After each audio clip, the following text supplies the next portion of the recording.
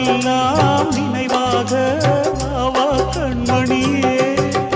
வீசும் காற்றில் பூசாயானே உன்னை எங்கோ மனம் பேச உள்ளம் நொந்தேனே நாம் ஒன்று சேரும் திருநாளும் உருவாகும் ஜென்மங்கள் ஏழேழும் நாம் வாழ்வதை தடுத்திட முடியும்